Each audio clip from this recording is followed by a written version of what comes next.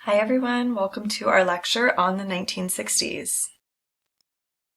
So today we are going to discuss activism and different activist groups who were inspired by the civil rights movement to take up their own cause, 1960s politics and the liberal consensus, the Vietnam War, and emerging cultures, predominantly meaning emerging countercultures at this time. So in 1960, the liberal agendas of President FDR and Harry Truman remained unfinished. Hoping to build on the legacy of the New Deal, liberals sought to increase the role of the federal government in the economy, education, and healthcare. Most liberals also supported a staunchly anti-communist foreign policy, which differed with conservatives. When Democrats recaptured the White House in 1960, they seized opportunities in Cuba and Southeast Asia to vigorously challenge the expansion of Soviet influence. In this lecture, we will predominantly be talking about the presidencies of JFK, who served as president from 1961 until his assassination in 1963, and Lyndon B. Johnson, JFK's vice president, who served as president from 1963 until 1969. So Kennedy reinvigorated the presidency with a youthful and energetic feel. As a candidate, he promised to fulfill the unfinished business of FDR and Truman, but as president, however, he was largely unable to do so owing to powerful conservative opposition in Congress and a preoccupation with the Cold War abroad. When he was assassinated, his optimism did not die with him. Instead, Kennedy's idealistic commitment to improving America's quality of life for everyone was given new meaning and momentum by his political savvy successor, LBJ, whose War on Poverty and Great Society programs outstripped FDR's New Deal in their scope and promises.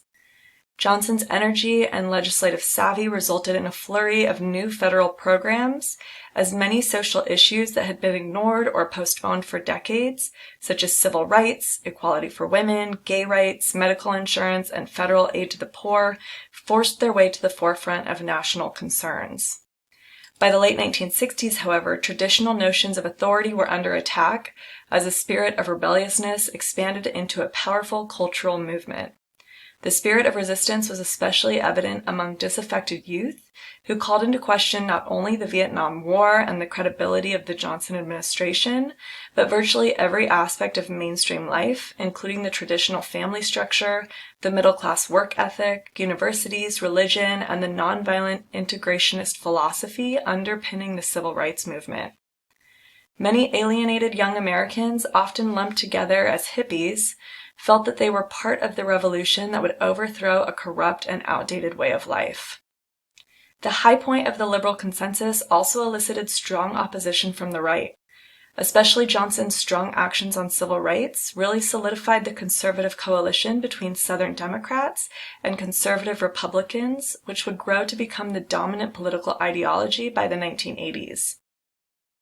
The split between liberal Americans over the Vietnam War and this resurgence of conservatism as a political force resulted in the decline in potency of liberal politics through the 1970s and the ascendancy of conservatism with the election of Ronald Reagan in 1980. So first, let's talk about the Cold War in the 1960s. JFK's first Cold War battle took place in Cuba, and we watched a video that briefly covered this. So Cuba had long suffered from political instability. In the late 50s, a communist revolution led by Fidel Castro emerged victorious from a brutal civil war.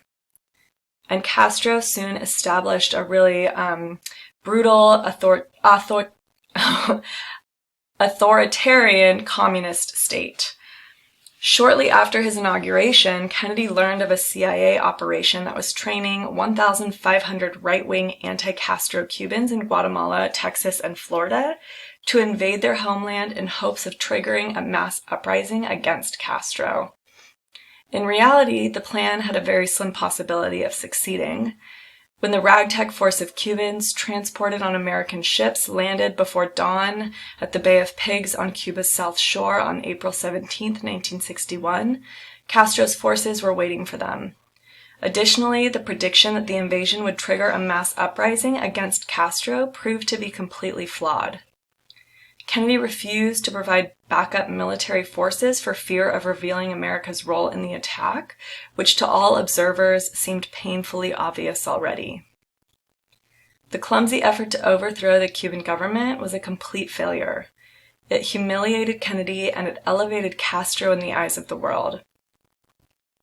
Kennedy would never trust his trigger-happy military and intelligence leaders again, but it also pushed him to strengthen his Cold War stance in other parts of the world, which resulted in Kennedy and his Secretary of Defense, Robert McNamara, to add 300,000 men to the armed forces and to increase the number of nuclear missiles fivefold, which included installing nuclear weapons in Turkey along the Soviet border. It also prompted the Soviet Union to erect the Berlin Wall to separate East and West Berlin.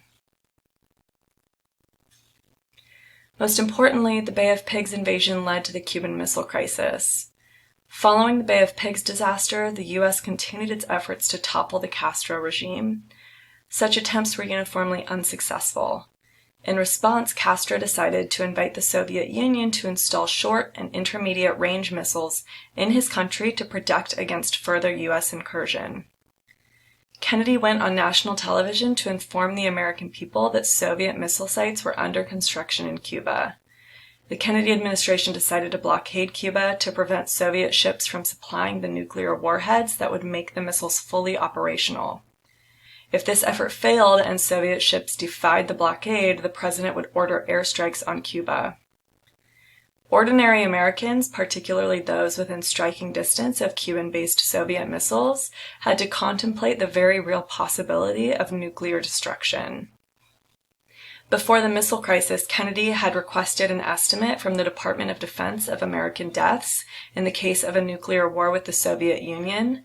They told him 70 million Americans would die, along with many, many others in the Soviet Union and many others around the world.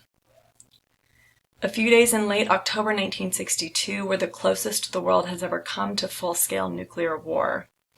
Fortunately, on the brink of nuclear war over Cuba, both sides decided to compromise.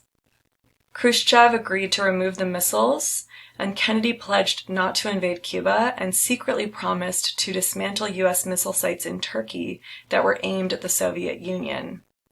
The rest of the world breathed a sigh of relief, and Kennedy and Khrushchev began stepping back from the edge of nuclear holocaust, and they worked to ease tensions further.